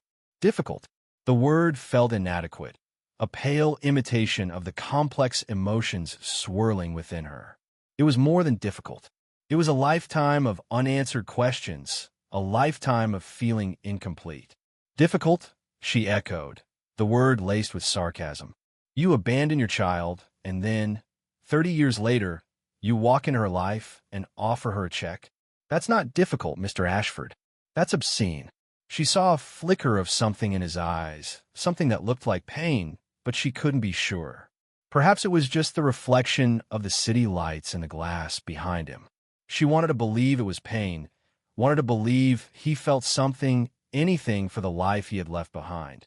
But a lifetime of guarded emotions, of learning to expect nothing, had taught her to be wary of such easy interpretations. He sighed, a sound heavy with weariness. "Naomi," he said again, his voice softer this time, almost pleading. "Let me explain." Explain? What would he possibly explain? How could he possibly explain away 3 decades of absence? The silence stretched again, the hum of the air conditioning a constant, irritating drone. She waited, her arms crossed tightly across her chest, a defensive posture, a shield against the onslaught of emotions threatening to overwhelm her. The view from his window blurred, the city lights shimmering through a film of unshed tears. She blinked, forcing herself to focus. She wouldn't cry. Not here. Not in front of him. "I didn't know," he said, the words barely a whisper. The words hung in the air, fragile, easily dismissed. But something in his tone, a raw vulnerability she hadn't expected, gave her pause. "I didn't know you existed." He paused, as if gathering the courage to continue. "Your mother, she left. She didn't tell me about you." His words were like shards of glass, sharp and piercing, shattering the carefully constructed narrative she had built around her life. The narrative of a mother forced to raise a child alone, abandoned by a heartless man. Suddenly, the story felt incomplete, a puzzle with missing pieces. She stared at him, her mind reeling, trying to reconcile this new information with everything she had always believed. Doubt, a corrosive acid, began to eat away at her certainty. Could he be telling the truth? Could her mother have kept such a monumental secret from her? The thought was unsettling, a tremor beneath the foundations of her world. "A DNA test," he offered, his voice low, hesitant. "If you'll agree, we'll prove it." The offer hung in the air, a lifeline in a turbulent sea of emotions. She looked at him, really looked at him, searching for the truth in the lines of his face, in the depths of his eyes. She didn't know what to believe, but something in his gaze, a flicker of genuine vulnerability, a desperate plea for understanding, held her captive. She swallowed, the lump in her throat constricting her breath. "Fine," she managed, the word barely audible. "A DNA test." The words felt heavy, weighted with the possibility of answers, the possibility of finally knowing the truth. The late afternoon sun cast long shadows across the freshly mown lawn, the air thick with the scent of cut grass and anticipation. Naomi shifted uneasily in her borrowed dress, the unfamiliar fabric clinging in the Louisiana humidity. The Ashford Community Center, a gleaming structure of glass and steel, rose before her like a mirage, a stark contrast to the dilapidated buildings surrounding it. A crowd buzzed with polite conversation, their voices a low murmur against the backdrop of cicadas. She hadn't expected this. The tailored suit Mason had delivered earlier, the chauffeured car, the reserved front row seat. Each element felt like a piece of a puzzle she hadn't been given the box for. Each gesture from William Ashford further muddying the already murky waters of their newfound connection. The DNA test had come back positive, confirming what the birthmark had already screamed: he was her father. But paternity didn't erase 30 years of absence. 30 years of wondering, of yearning for a face she couldn't picture. She tugged at the hem of her dress again, the movement small, almost imperceptible, yet betraying the storm raging within her. Why this grand gesture? This public display? Was it guilt? An attempt at atonement? Or something else entirely? She glanced around, seeking a familiar face in the sea of strangers. Chef Reggie, bless his heart, had offered to come, a beacon of normalcy in this bizarre new reality. But he'd been held up at the diner, a last-minute catering order demanding his attention. She felt a pang of loneliness, a feeling all too familiar. The last few weeks had been a whirlwind of meetings, lawyers, and hush phone calls. William Ashford, a man she had served greasy spoon breakfast to just a month ago, was now a constant presence in her life, a shadow looming large, reshaping her world with each passing day. The ceremony began, speeches filled with platitudes about community and progress washing over her in a meaningless wave. Politicians she'd only seen on television shook hands and smiled, their words echoing in the vast, open space. Naomi felt a growing disconnect, the world around her fading as she retreated further into the labyrinth of her own thoughts. He had tried to explain, of course. Cassandra, her mother, had made him promise to stay away, a condition for his financial support. A choice made, he claimed, to protect Naomi from the complexities of his life, from the dangers that lurked in the shadows of his world. But protection felt an awful lot like abandonment. And now, a voice boomed through the speakers, pulling Naomi back to the present, for the moment we've all been waiting for. William Ashford stepped forward, his presence commanding attention. He was a man accustomed to the spotlight, his posture radiating authority, his voice a smooth baritone that cut through the murmuring crowd. Naomi's heart hammered against her ribs, a frantic bird trapped in a cage. What was he going to say? What new twist would he introduce into her already chaotic existence? He paused, his gaze sweeping over the assembled crowd before settling on her. A look off what? Regret? Affection? It was impossible to decipher. This building, he began, his voice surprisingly soft, almost vulnerable, represents more than just bricks and mortar. It represents hope. It represents a second chance.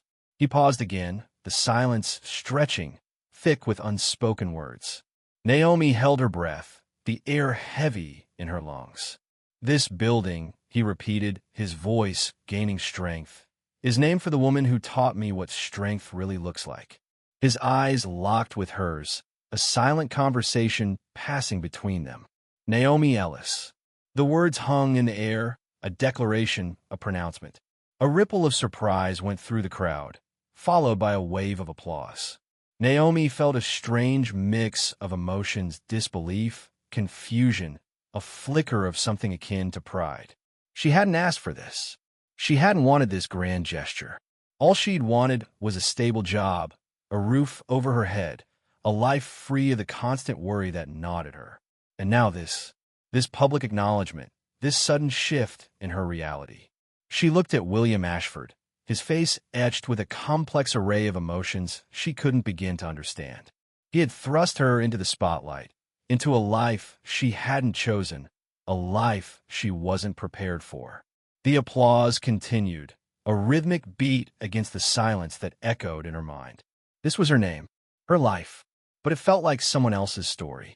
The weight of his gaze, the sudden shift in her circumstances, the echoes of his words, they all pressed down on her, a suffocating blanket of the unknown.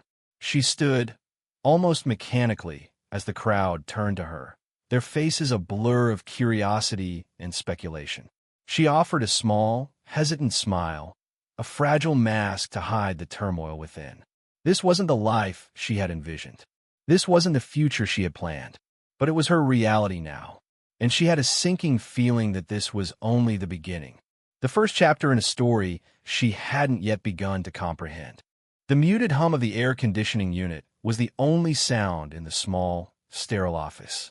Sunlight filtered through the blinds, cast stripes across the polished wooden desk, illuminating dust motes dancing in the otherwise still air. Naomi sat stiffly in the visitor's chair, the plush leather a stark contrast to the worn fabric of the diner booth she was accustomed to. Her hands, rough from years of waitressing, fidgeted in her lap. She couldn't shake the feeling of being out of place, like a stray piece of gravel on a perfectly manicured lawn. This was William Ashford's world, a world of quiet power and understated wealth, a world she'd only glimpsed from the other side of the order pad. Across from her, William sat behind a large desk, his presence filling the room despite his stillness. He looked older here, away from the bustling diner, the lines etched around his eyes more pronounced. He steepled his fingers, the same hand she'd seen across the table at Mabel's, the hand that bore the same distinctive birthmark as her father's. The sight of it sent a shiver down her spine, a strange mix of revulsion and something else. Something akin to recognition, a pull towards the unknown. He studied her, his gaze intense, making her acutely aware of the worn patches on her jeans, the chipped nail polish on her fingers. This isness, she finally managed, her voice a little rougher than intended. The silence that followed stretched, thick and heavy, filled with unspoken questions and years of lost time. Nice. She mentally berated herself. Of all the things to say, you choose nice? It sounded pathetic, inadequate in the face of the enormity of the situation. William let out a small, self-deprecating chuckle. It's just an office, Naomi. He paused, his gaze softening. I want to talk somewhere private, away from the diner. His voice held a tremor she hadn't noticed before, a vulnerability that chipped away at the imposing image he projected. He was a man wrestling with ghosts, just like her. I still can't believe, she began, then trailed off, unsure how to articulate the swirling emotions inside her. Disbelief, anger, a flicker of hope? The word felt foreign, dangerous even. Hope was a luxury she couldn't afford. I understand, William said, his voice low and steady, as if reading her thoughts. He leaned forward, resting his forearms on the desk. I know this is a lot to take in. He paused, choosing his words carefully. 30 years, it's a lifetime. 30 years. A lifetime of unanswered questions, a lifetime of wondering. A lifetime of resentment towards a mother who chose silence over truth. Naomi swallowed, the lump in her throat making it hard to speak. The community center, she gestured vaguely around the room. Ashford, you didn't have to name it after me. A flicker of something unreadable crossed William's face. Pain? Regret? I didn't do it for you, he said, his voice quiet but firm. The words hung in the air, sharp and unexpected. Naomi flinched, a wave of anger washing over her. He hadn't done it for her. After all this time, after all the secrets and lies, this was his response? He saw the hurt in her eyes, the flash of anger, and sighed, the sound heavy with weariness. That came out wrong, he admitted, rubbing a hand over his face. I didn't do it for you, I did it, because it was the right thing to do. He looked at her, his gaze searching. This community, it needed help. And maybe, subconsciously, he hesitated, his voice trailing off. Maybe I wanted to leave something good, something bearing your name. Naomi stared at him, her mind reeling. This admission, so hesitant, so carefully worded, cracked open a chink in the wall she had built around her heart. It wasn't the grand gesture of a father seeking redemption, but something quieter, more profound. A silent acknowledgement of a bond he hadn't been allowed to claim. The anger she felt began to dissipate, replaced by a strange, unfamiliar ache. The silence returned, but this time it wasn't heavy with unspoken accusations. It was a shared silence, a fragile bridge spanning the chasm of 3 decades. Naomi looked around the office again, at the framed photographs on the wall, at the certificates of achievement, at the small, almost insignificant details that spoke of a life lived, a life she hadn't been a part of. And yet, here she was, in the heart of it, face to face with the man who shared her blood, the man who had haunted the edges of her existence for as long as she could remember. My mother, she started, her voice barely a whisper. The name tasted bitter on her tongue. She never told me anything. William's expression darkened. I tried to find you, he said, his voice laced with a pain that mirrored her own. Cassandra made it impossible. He looked away, his gaze fixed on a point beyond the window. She made me promise. He stopped, as if the words were too difficult to utter. Naomi didn't press him. She knew, instinctively, that the story was more complicated than she could imagine. There were layers of hurt, years of resentment, a web of secrets that had bound them together and kept them apart. But in that quiet office, in the shared silence and the unspoken understanding, a fragile seed of hope began to take root. Perhaps, just perhaps, this was the beginning of something new, a chance to unravel the tangled threads of the past and weave a different future. The greasy aroma of frying bacon clung to the air in Mabel's kitchen, a comforting, familiar scent that usually soothed Naomi's frayed nerves. Today, however, it felt cloying, a thick film coating the disquiet that churned in her stomach. She wiped down the counter with a practiced hand, the rhythmic swiping a poor substitute for the frantic scrubbing her mind desperately needed. Reggie, Mabel's resident chef and Naomi's confidant, emerged from the kitchen, his broad frame filling the doorway. He held a steaming mug in his hand, the ceramic warmed from the oven. He knew her well. "You talking to your rich daddy again?"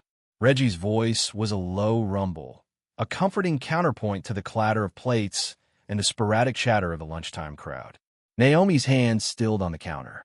She met his gaze, a flicker of something unreadable in her usually guarded eyes. "Yeah, I am." The words felt strange, foreign on her tongue. For 30 years, the concept of a father had been a phantom limb, an ache where something should have been. Now this. William Ashford, a name synonymous with wealth and power, a name that echoed in the hollow spaces of her life. Could this man, this stranger, truly fill that void? A wave of nausea, sharp and sudden, washed over her. It wasn't just the grease in the air. It was the fear, the unsettling possibility of having something precious offered only to have it snatched away again. Reggie placed the mug in front of her, the herbal tea a familiar balm. He leaned against the counter, his presence solid and reassuring. He didn't pry, didn't push. He simply offered his quiet strength, a silent acknowledgement of the storm raging within her. Naomi wrapped her hands around the warm mug, the heat seeping into her chilled fingers. The small gesture grounded her, anchoring her to the present. "Sounds like he's trying," Reggie finally said, his voice gentle. "He is," Naomi admitted, the words barely a whisper. She stared into the swirling depths of the tea, as if searching for answers in the amber liquid. William Ashford was trying. He was calling, texting, even showing up at Mabel's, his presence disrupting the carefully constructed normalcy of her life. He wanted to make amends, to build a relationship. 30 years of absence, erased with a DNA test and a few carefully chosen words. Could it be that simple? The skepticism, ingrained over a lifetime of disappointment, warred with a fragile flicker of hope. A hope she had buried so deep, she'd almost forgotten its existence. "Just don't let him forget who you are." Reggie's voice, though soft, held a steel core. His words resonated with a truth that settled deep within her. Naomi lifted her gaze, a new resolve hardening her features. "I won't." He wasn't just talking about her financial struggles, the relentless grind of making ends meet. He was talking about the emotional scars, the years of wondering, the resentment that had hardened into a protective shell around her heart. William Ashford had to understand. He had to see the woman she had become, not just the daughter he had lost. He had to acknowledge the pain he had caused, not just with his absence, but with the gaping hole he had left in her life. The diner bell chimed, announcing the arrival of new customers. Naomi automatically straightened, her waitress mask slipping into place. But something had shifted within her. The fear was still there, a cold knot in her stomach, but it no longer held her captive. There was a strength now, a steeliness forged in the fires of uncertainty. She had survived 30 years without him. She could face whatever came next. Later that evening, after the last customer had left and the chairs were stacked on the tables, Naomi found herself standing outside Mabel's, the humid Louisiana air heavy with the scent of honeysuckle. The street lights cast long shadows, painting the familiar street in a new, almost ethereal light. She thought about her mother, Cassandra, a woman whose choices had shaped Naomi's life in ways she was only beginning to understand. The resentment, the anger, it was still there, a simmering ember beneath the surface. But tonight, something else flickered alongside it. A flicker of understanding, perhaps even forgiveness. Cassandra had made her choices, driven by her own pain and desperation. And Naomi, in turn, had made hers. She pulled out her phone, the screen illuminating her face. William Ashford's name glowed in the darkness. She hesitated, her thumb hovering over the call button. A wave of dizziness swept over her, the ground seeming to shift beneath her feet. This one phone call could change everything. It could open a door to a future she had never dared to imagine, or it could shatter the fragile hope she had allowed herself to feel. Taking a deep breath, Naomi pressed the button. The phone rang, each tone echoing the unsteady beat of her heart. As she listened to the ringing, she realized that the fear, the uncertainty, it was all part of the process. It was the price of hope, the cost of allowing herself to be vulnerable. And for the first time in a long time, Naomi felt a sense of anticipation, a fragile bud of hope blooming in the barren landscape of her heart. She was ready to face whatever lay ahead, ready to confront the past and embrace the uncertain future, one hesitant step at a time.